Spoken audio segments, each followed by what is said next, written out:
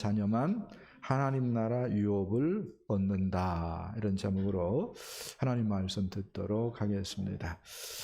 북한의 그 주민들 그리고 애굽의 노예로 있었던 이스라엘 자손들은 이렇게 얘기할 수 있을 것 같아요. 정치적인 노예들이었다.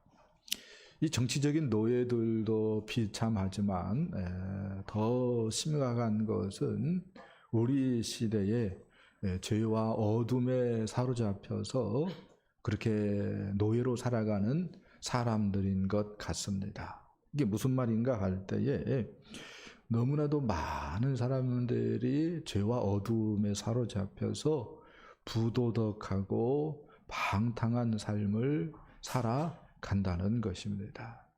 한 얘기를 하기를 원합니다. 지난주 사유면에 일본인 기사가 이렇게 신문에 떴어요. 뭔가 이렇게 봤더니 70대 먹은 그 기업가입니다. 회장님입니다. 그분 이름이 노자키 고스케라고 하는 사람이었어요. 75세 먹었습니다.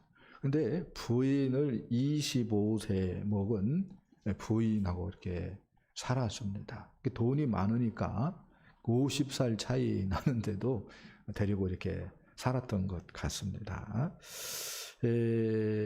그런데 이 사람의 그 신념이 있었습니다. 신념이 뭐였냐면은 돈 버는 이유는 미녀들과 성관계를 하기 위해서다. 이게 그의 신념이었습니다. 그의 저서에 이런 내용을 자꾸 역설을 했더랬습니다. 그리고 실질적으로 미녀들한테 성관계 맺으면서 지출한 돈이 306억 이렇게 알려지고 있습니다. 근데 이 사람이 죽었어요. 어떻게 죽었는가? 부인이 죽였습니다. 부인이 스토 사키라고 하는 부인이 뭐 각성제 뭐 이렇게 해가지고 계속해서 독극물 비슷하게 계속해서 먹이가지고 결국은 죽게 만들었습니다. 그래서 그게 이제 이슈화 되어가지고 우리나라 지면까지 이렇게 보도되었습니다. 얼마나 이게 어둠에 사로잡혔으면은 그 큰 회장님인데도 불구하고 책에 뭐라고 얘기를 한다고요? 돈 버는 이유는 미녀들과 성관계를 하기 위해서다. 그렇게 당당하게 씁니다. 이 사람뿐만 아니죠. 우리 시대에 너무나도 많은 사람들이 죄와 어둠에 사로잡혀서 노예로 살아가고 있습니다. 그래서 보험금 타고자 누구를 죽여요? 배우자를 죽이죠. 보험금 타고자 자식이 누구를 죽여요? 부모님을 죽입니다. 보험금 타고자 처음에는 어떤 마음으로 양자 드렸겠어요? 사랑하고 잘 양육하고 그런 마음으로 이렇게 양자 삼았겠죠. 그런데 결국은 어떻게 해요?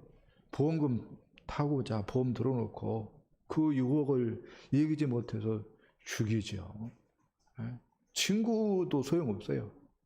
아무튼 보험금 타고자 교통사고 위장하고 너무나도 많은 사람들이 이렇게 죄와 어둠에 사로잡혀 있다 이렇게 얘기할 수가 있겠습니다. 그러면은 교회 다니면 괜찮은가 할 때에 교회도요 나름입니다.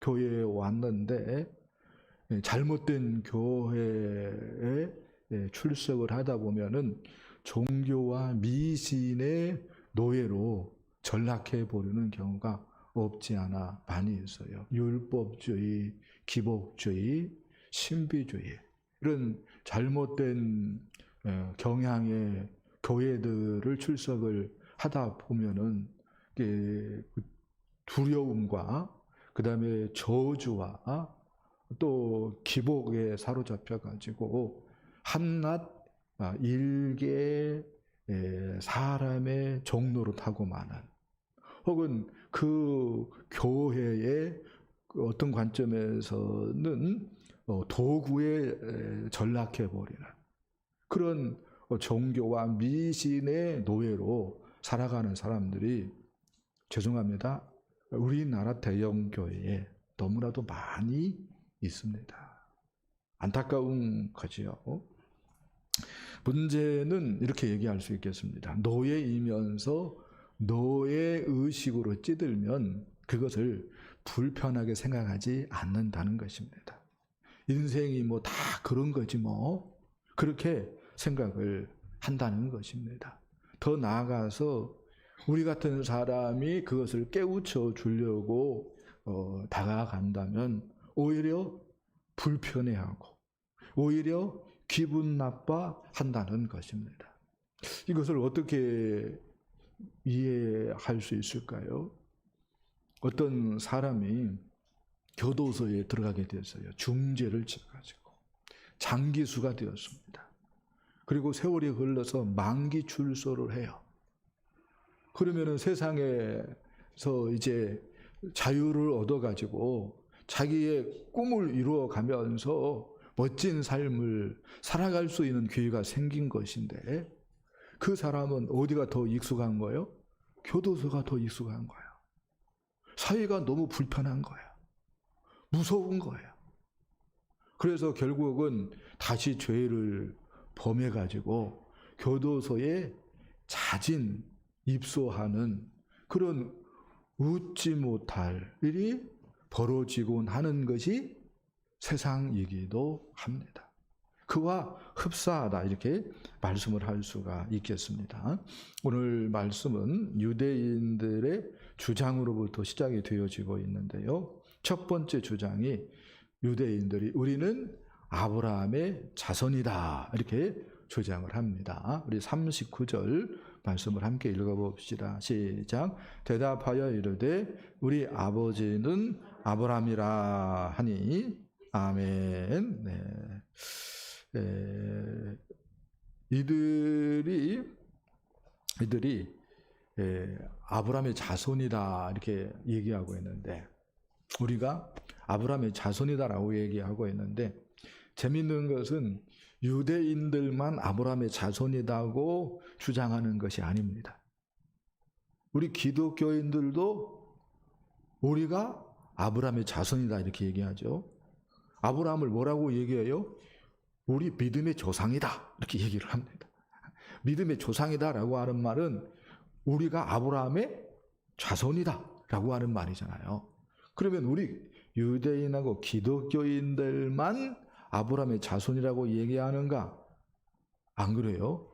이슬람교들, 이슬람 믿는 사람들을 무슬림 그러는데, 무슬림들도 뭐라고 얘기해요? 우리가 아브라함의 자손이다 이렇게 얘기를 합니다. 참 재미있는 일이죠.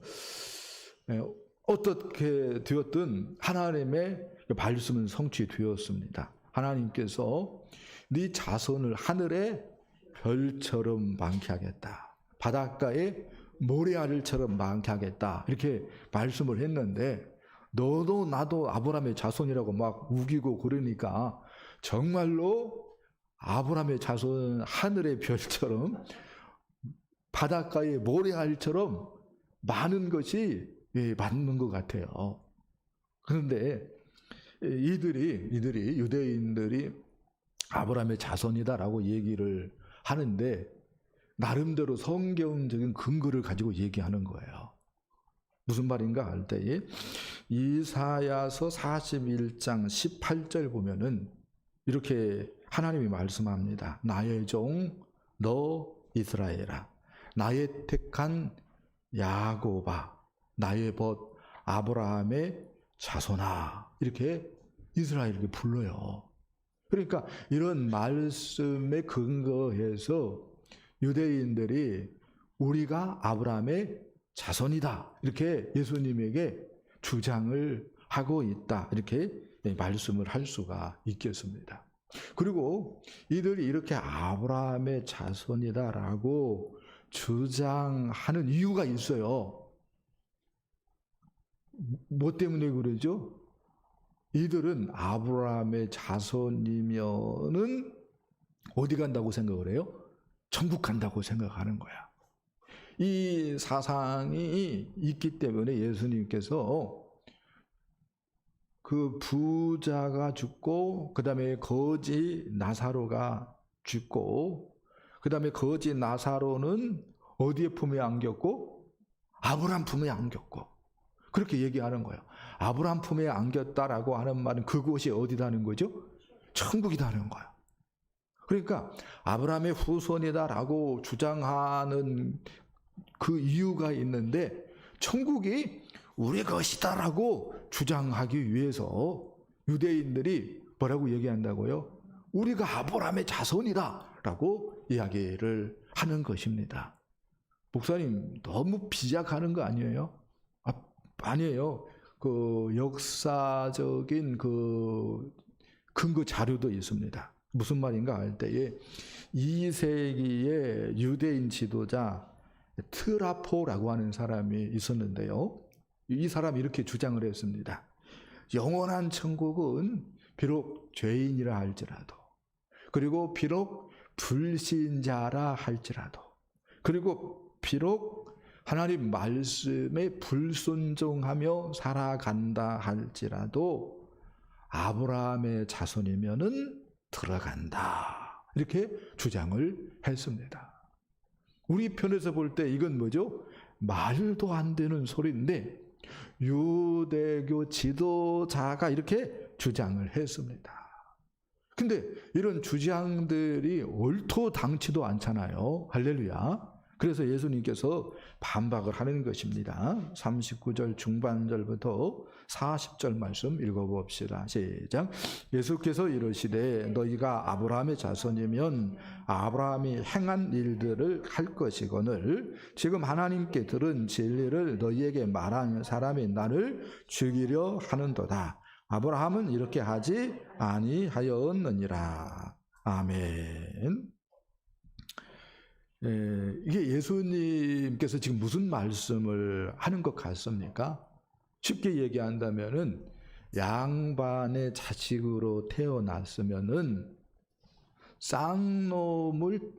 쌍놈들이 하는 행동들을 하면은 안 되는 것 아니냐. 그런데 너희들의 행동의 모습을 보니까 양반이 하는 행동 모습이 아니다는 거야. 지금 예수님이 지금 그렇게 말씀을 하는 것이다라고 얘기할 수가 있겠습니다. 그래서 예수님이 뭐라고 얘기를 합니까?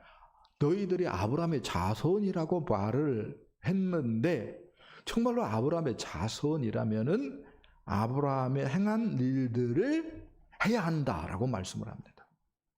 그러면은 아브라함의 행한 일이 무엇입니까? 라고 하는 질문을 던질 때에 말씀을 좀 봅시다. 창세기 18장 6절로 8절 말씀을 일단 읽어봅시다. 시작. 아브라함이 급히 장막으로 가서 사라에게 이르되 속히 고운 가루 3쌀을 가져다가 반죽하여 떡을 만들라 하고 아브라함이 또 가축대 있는 곳으로 달려가서 기름지고 좋은 송아지를 잡아 하인에게 주니 그가 급히 요리한지라. 아브라함이 엉긴 젖과 우유와 하인이 요리한 송아지를 가져다가 그들 앞에 차려놓고 나무 아래에 모셔섬에 그들이 먹으니라. 아멘. 무슨 얘기죠? 아브라함이 낯선 나그네들을 잘 대접했다라고 하는 말씀입니다. 무슨 얘기냐 할 때에 아브라함이 우리 지하고 달라요. 아브라함이 있는 곳은 중동 지역이죠. 그래서 낮 시간에 낮잠을 잡니다.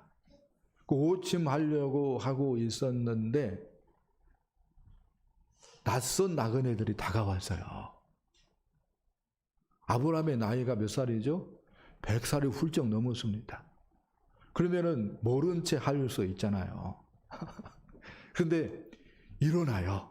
그리고 그들을 위해서 사라에게 요리를 해오라고 말을 합니다. 사라가 요를 해오니까 아브라함의 친히 어떻게 하죠? 식탁을 차립니다. 그리고 그들을 시중 들고요. 생각 한번 해보세요. 그들 앞에 차려놓고 이렇게 얘기합니다. 그 다음에 아이고 이 늙은이 힘드니까 잠깐 쉴게요. 이렇게 말을 할 수 있잖아요.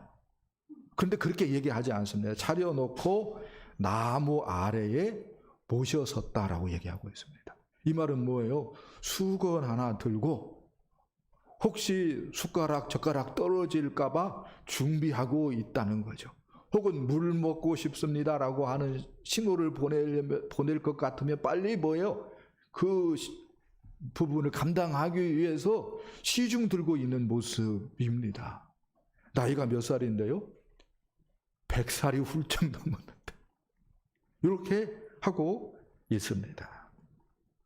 이렇게 얘기할 수 있습니다. 이게 아브라함의 믿음이다라고 지금 말씀을 하고 있는 것입니다. 성경이. 그러면은 아브라함의 믿음은 어떤 믿음입니까? 하나님을 생각하면서 자발적으로 즐거운 마음으로 나그네를 영접하고 대접하는 믿음이다라고 얘기할 수 있습니다. 내 나이가 몇 개인데 그렇게 하지 않습니다. 하나님을 생각하면서 하나님께 내가 은혜를 받았는데 이제 하나님의 이름으로 내가 그 은혜 받은 것을 뭐 할 수 있는 기회가 생긴 거예요?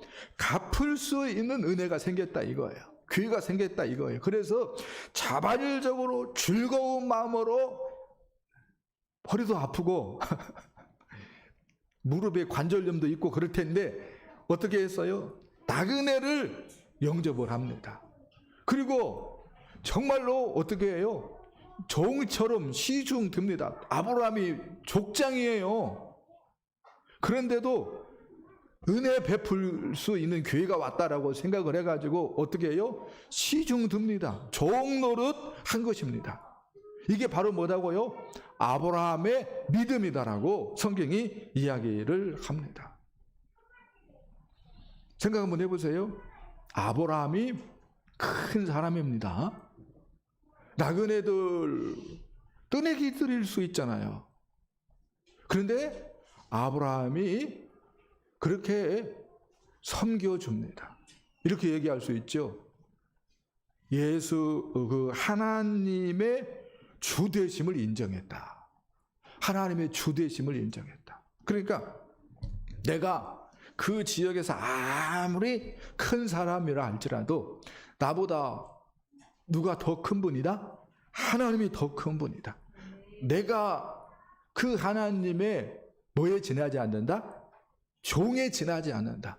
이것을 늘 생각하면서 살았기 때문에 아브라함이 이런 행동을 할 수 있었다라고 말을 할 수 있는 것입니다. 우리를 점검을 해야겠죠. 우리도 아브라함의 후손이니까. 후손이면은 누구를 닮아야 됩니까? 그 조상을 닮아야 되잖아요. 그렇죠? 체크해야 할 것입니다. 정말로 나는 하나님의 은혜를 받은 사람이다 라고 하는 자아의식이 있는가? 그래서 나는 은혜 받았기 때문에 그 하나님 앞에서 내가 받은 은혜 생각하면서 그 은혜를 흘러보내야 된다 라고 하는 생각을 하면서 살아가는가? 내가 나의 주인이 아니고 누가 나의 주인이다? 하나님이 나의 주인이다 라고 하는 생각을 하면서 살아가고 있는가? 믿음의 조상을 본받을 수 있기를 우리 예수님의 이름으로 축복합니다. 두 번째, 유대인들이요 뭐라고 주장하는가 할 때에 우리는 하나님의 자녀다 이렇게 주장을 합니다. 41절 중반절 말씀 봅시다. 시작. 대답하되 우리가 음란한 데서 나지 아니하였고 아버지는 한 분뿐이시니 곧 하나님이시로다. 아멘. 이 유대인들의 주장은 두 개의 주장일 수 있습니다. 하나는 우리가 음란한 데서 나지 아니하였다라고 하는 주장입니다. 그리고 아버지는 한 분뿐이시니 곧 하나님이다. 즉 우리가 하나님의 자녀다. 이렇게 주장하는 것이다. 이렇게 말씀을 할 수가 있겠습니다. 그러면은 왜 예수님에게 우리가 음란한 데서 나지 아니하였다라고 말을 하는 것일까요? 이유는 이런 배경이 있는 거예요. 잘 들어보세요. 유대 당국자들이 예수님이 센세이션을 일으키면서 자기들의 자리를 위협하니까 그들이 정치 구단도 많이 있고 그래서 당국자들이 예수님에 대해서 헛된 소문을 퍼뜨렸습니다. 어떤 헛된 소문을 퍼뜨렸냐면은 예수는 마리아하고 로마군인 펜테라하고 사이에서 태어난 사생자다라고 하는 그 못된 소문을 퍼뜨렸습니다. 그러니까 우리가 음란한 데서 나지 아니하였다. 요 말은 예수님의 속을 뭐 하는 거예요? 긁어 놓는 말입니다. 긁어 놓는 말입니다. 이렇게 사람들이 뭐예요? 악해요. 그러니까 어떻게 그러면서 뭐 아브라함의 자손이다, 하나님의 자녀다 이렇게 얘기할 수 있습니까? 낯짝도 두껍지. 그런데 이들이 우리는 하나님의 자녀다 이렇게 주장을 하고 있는데 이것도 나름대로 성경적인 근거를 가지고 주장한다라고 말씀을 할 수가 있습니다. 출애굽기 4장 22절 보면은 여호와의 말씀에 이스라엘은 내 아들 내 장자라 이렇게 하나님께서 말씀을 하셨어요.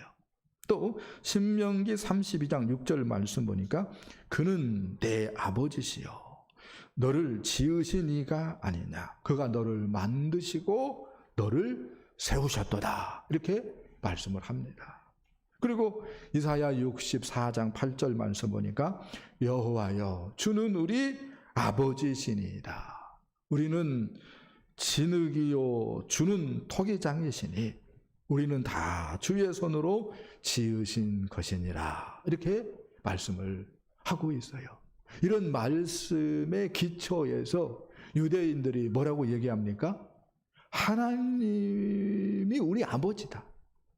우리는 하나님의 자녀다. 이렇게 주장을 합니다. 이런 유대인들의 주장에 예수님이 반박을 하지요. 42절 말씀 봅시다. 42절 시작. 예수께서 이르시되 하나님이 너희 아버지였으면 너희가 나를 사랑하였으리니 이는 내가 하나님께로부터 나와서 왔음이라. 나는 스스로 온 것이 아니요 아버지께서 나를 보내신 것이니라. 아멘. 하나님이 너희 아버지였으면 예수님 말씀합니다. 하나님이 너희 아버지였으면 하나님과 나 사이가 보통 사이가 아닌데 즉 나는 하나님의 독생자인데 그런 나를 너희가 사랑하였을 것이다. 그런데 너희는 나를 미워하고 죽이려고 하고 있지 않느냐. 그러면서 하나님의 자녀라고 주장하면은 이거 문제가 있지 않느냐. 예수님 말씀을 합니다. 이해되죠? 또 예수님 말씀합니다. 하나님이 너희 아버지였다면 하나님의 독생자인 내 말을 들을 줄 알고 내 말을 깨달았을 것이다. 그런데 너희는 내 말을 전혀 깨닫지도 못하고 있지 않느냐. 그러면서 우리는 하나님의 자녀입니다 라고 주장한다면 이건 뭐예요? 문제가 있지 않느냐. 예수님 말씀을 하십니다. 예수님 말씀이 일리가 있어요, 없어요? 일리가 있죠. 할렐루야. 그러면은 여러분, 유대인들은 무엇입니까? 유대인들은 자기들을 뭐라고 얘기했어요? 첫 번째는 아브라함의 자손이다라고 얘기했어요.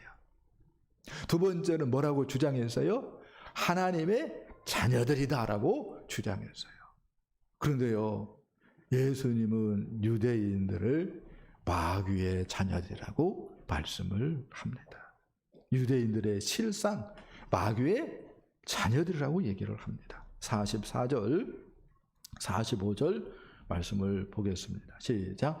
너희는 너희 아비 마귀에게서 났으니 너희 아비의 욕심대로 너희도 행하고자 하느니라. 그는 처음부터 살인한 자요 진리가 그 속에 없으므로 진리에 서지 못하고 거짓을 말할 때마다 제 것으로 말하나니 이는 그가 거짓말쟁이요 거짓의 아비가 되었음이라. 아멘. 유대인들의 실상에 대해서 예수님 말씀합니다. 너희에게 진리가 없다라고 말합니다. 그 결과 진리에 서지 못하고 말할 때마다 거짓말을 한다라고 말씀을 합니다. 이유가 뭐냐? 마귀에게서 났기 때문이라는 것입니다. 그래서 너희 아비 마귀의 욕심대로 행하고자 한다라고 예수님 말씀을 합니다. 그래서 예수님을 미워하는 것이고, 그래서 예수님을 죽이려고 하고 있다고 예수님 말씀을 합니다. 여러분, 유대인들이 왜 아브라함의 자손이라고 주장을 합니까? 유대인들이 왜 우리는 하나님의 자녀들이라고 주장을 합니까? 그리고 이 유대인들의 주장에 예수님은 왜 반박을 합니까? 이유는 뭐예요? 하나님 나라 유업과 관련되어 있기 때문에 그렇습니다. 하나님 나라를 유업으로 받느냐 아니면은 지옥 불못에 떨어지느냐, 요 문제가 걸려 있기 때문에 유대인들은 우리는 아브라함의 자손이다, 우리는 하나님의 자녀다 라고 주장하는 것이고, 예수님은 말도 안 된다 라고 반박하는 것이다라고 얘기할 수가 있겠습니다. 지난주에 사회의 면에 있어서 최고의 그 뉴스의 화두는 이건희 회장, 고위인 이건희 회장의 유산 상속 문제였던 것 같습니다. 이건희 회장의 유산이 22조에서 23조로 이렇게 알려지고 있습니다. 이 중에 1조를 의료 사업에 기부를 한다고 합니다. 그리고 미술품, 이건희 회장이 미술품을 이렇게 수집을 했던 것 같습니다. 그 미술품의 2만 혹은 3만 점 정도를 사회에 기증하겠다, 이렇게 삼성에서 이렇게 발표를 했어요. 그러면은 어느 정도 남았죠? 이제 21조 혹은 22조 정도가 남았습니다. 이것을 이제 자녀들이 뭐 하는 거예요? 이렇게 나누는 거죠. 그래서 이제 누가 얼마를 가져갈 것이냐, 그리고 거기에 따른 세금을, 상속세죠, 얼마나 낼 것이냐, 뭐 요게 이제 최고의 우리 같은 보통 사람들의 관심사인데요. 이렇게 얘기할 수 있습니다. 누가 그 많은 돈들을 상속받겠습니까? 자녀들입니다. 근데 자녀들 말고 삼성 그 회사에 다니는 그 삼성 직원들은 이건희 회장의 상속을 기대할 수 있을까요? 없을까요? 해당 사항 없는 거죠. 무슨 말인지 이해되죠? 왜 이 얘기를 합니까? 하늘나라 유업이, 하늘나라 기업이 누구에게만 해당됩니까? 하나님의 자녀들. 하나님의 자녀들에게만 해당되어지기 때문에 그렇습니다. 하나님의 자녀들이 아니면은 다 알고 보면 뭐예요?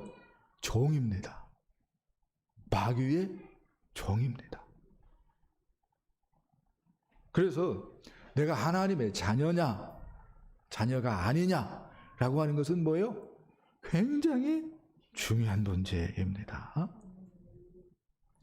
사도 바울이 갈라디아서 4장 30절에서 이렇게 얘기합니다. 성경이 무엇을 말하느냐? 성경이 무엇을 말하느냐? 여종과 그 아들을 내쫓으라. 여종의 아들이 자유 있는 여자의 아들과 더불어 유업을 얻지 못하리라 하였느니라. 이렇게 말씀을 합니다. 그래서 우리를 점검을 해야 되는 거죠. 정말로 나는 하나님의 자녀인가? 우리는 하나님의 자녀인가? 점검을 해야 합니다. 그러면 목사님, 참된 하나님의 자녀의 특징이 있다면 무엇입니까? 라고 하는 질문을 던질 때에 먼저는 하나님을 아버지로 믿어 하나님을 가까이 하고 하나님께 모든 염려를 맡겨드리며 자유한다는 것입니다.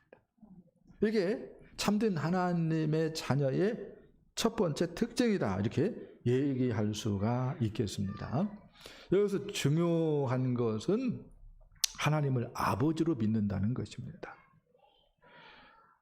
어떻게 하나님을 아버지로 믿을 수 있습니까? 라고 하는 질문을 던질 때에 사도 바울이 성령으로 이 일이 가능하다라고 가르쳐 줍니다. 로마서 8장 15절 읽어봅시다. 시작. 다시는 무서워하는 종의 영을 받지 않고 양자의 영을 받았으므로 아빠 아버지라 부르짖느니라. 아멘. 요 말씀이 어려운 말씀은 아닌데 공동 번역 보니까 더 이해가 되어지도록 쉽게 옮겼어요. 그래서 제가 읽어봅니다. 성령님은 여러분을 다시 노예로 만들어서 공포에 몰아넣으시는 분이 아닙니다. 여러분을 하나님의 자녀로 만들어 주시는 분이십니다. 그래서 우리는 그 성령을 힘입어 하나님을 아빠, 아버지라고 부를 수 있습니다. 이렇게 잘 옮겼습니다. 분명한 것은 성령이 내주하는 하나님의 참된 자녀들은 하나님을 가까이 하기엔 부담스러운 어떤 분으로 결코 생각하지 않는다는 것입니다. 하나님을 어떻게 생각해요? 아빠, 아버지로 생각을 합니다. 우리식으로 얘기한다면은 하나님을 어떻게 생각하는 거예요? 너무너무 좋으신 분으로 생각하고. 할렐루야. 하나님의 은혜, 하나님의 사랑을 생각하면서 하나님은 그래 눈물 나게 좋으신 분이야. 그렇게 생각을 한다는 것입니다. 할렐루야. 시편 103편 13절 14절 말씀 보면은 다윗이 이렇게 말을 해요. 아버지가 자식을 긍휼히 여김같이 여호와께서는 자기를 경외하는 자들을 긍휼히 여기시나니 이는 그가 우리의 체질을 아시며 우리가 단지 먼지뿐임을 기억하심이로다. 이렇게 말씀합니다. 하나님이 우리를 긍휼히 여기신다라고 말씀을 합니다.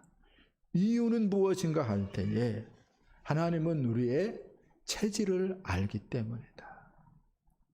아침형 인간인지 올빼미형 인간인지 하나님은 우리의 체질을 안다는 것입니다. 무엇에 약한 사람인지 어떤 성격인지 우리 하나님, 우리의 체질을 아신다는 것입니다. 그래서 우리를 어떻게 여겨주신다고요? 긍휼히 여겨주신대요. 이 말에도 아멘이 안 나왔는데 한마디 더 하겠습니다. 하나님이 우리를 긍휼히 여기시는데 이유가 있습니다. 내가 단지 먼지뿐임을 알기 때문이라는 거예요. 내가 배웠다고 하는 것 아무것도 아니다. 내가 가졌다라고 하는 것 아무것도 아니다.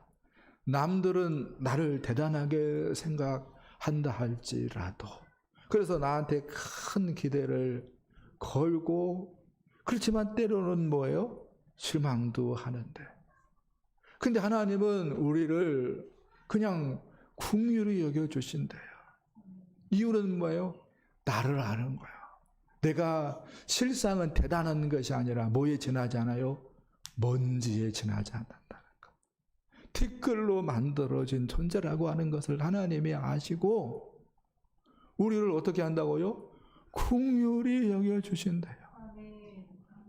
이런 분이 하나님이라고 얘기를 하고 있습니다.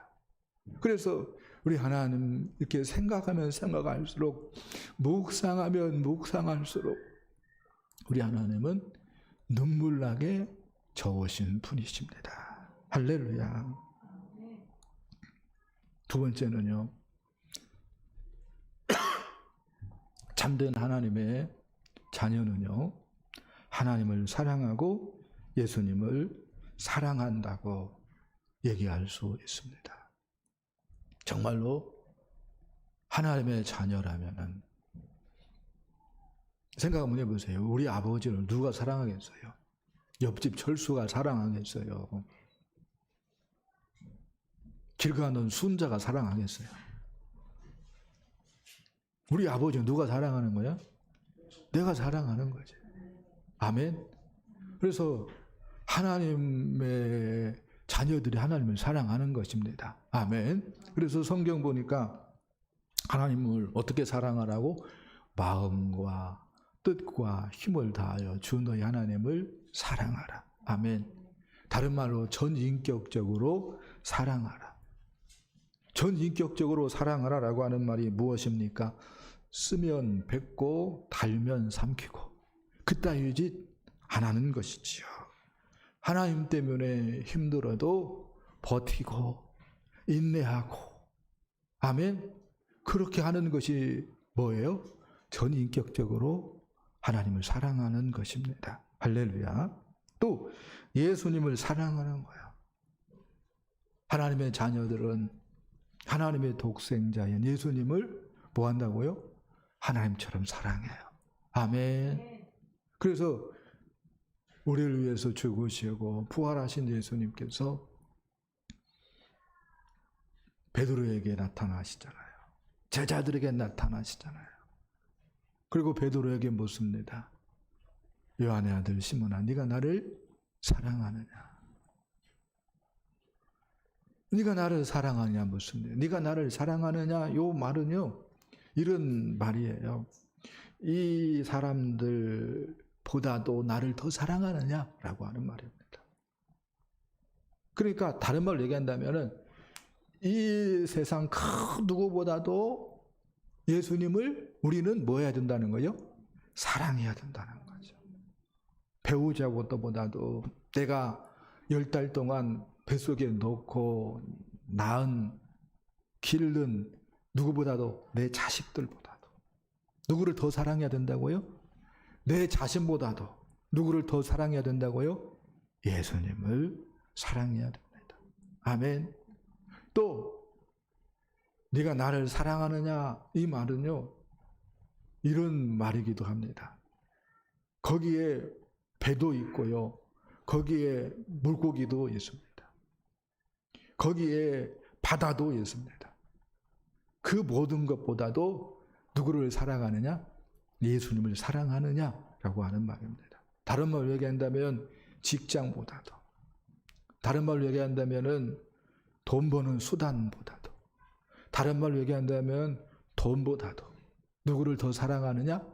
나를 더 사랑하느냐라고 예수님이 물은 거예요. 이 물음에 아멘 할 수 있는 사람들, 진실되게 아멘 할 수 있는 사람들이 참된 하나님의 자녀인 줄 믿습니다.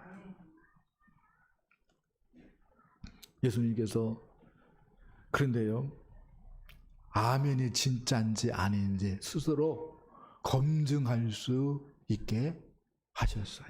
그래서 요한복음 14장 21절 말씀을 주셨습니다. 함께 읽어봅시다. 시작.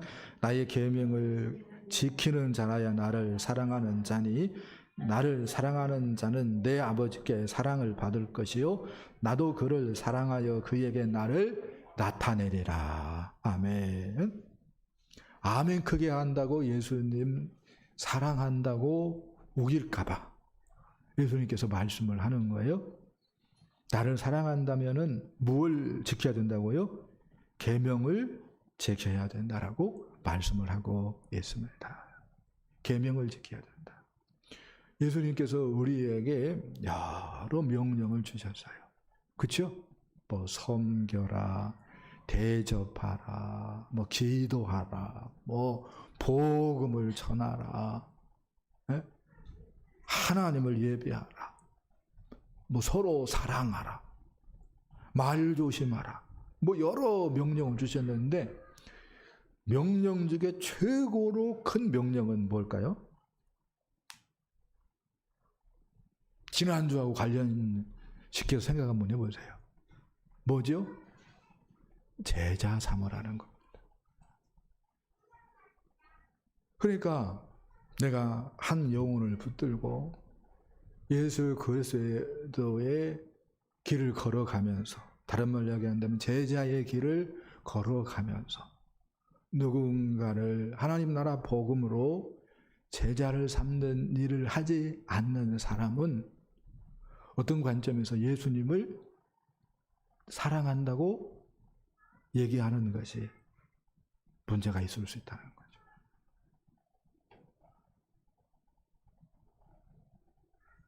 스스로한테 물어봤으면 좋겠어요. 나는 예수 그리스도의 제자의 길을 걸어가고 있는가?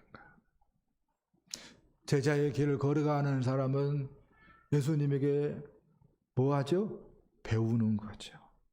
다른 말로 얘기한다면 제자 훈련을 받는 거예요. 할렐루야. 제자 훈련만 받으면 끝나는 것이 아닙니다. 누군가를 우리가 어떻게 해야 돼요? 이제 제자 삼을 수 있어야 됩니다. 아멘.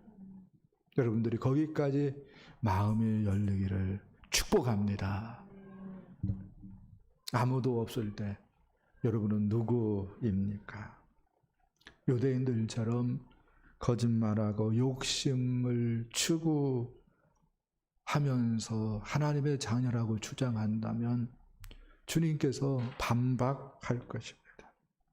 하나님의 자녀라면은 하나님의 자녀답게 처신해야 합니다. 힘들 때일수록 하나님을 의지하고 기도하며 하나님께 맡겨드려야 합니다. 세상이 아니라 하나님의 말씀을 주목하고 하나님을 사랑하고 예수님을 사랑하기에 제자의 길을 걸어가고 제자 삼는 사역을 감당해 내는 줄 믿습니다.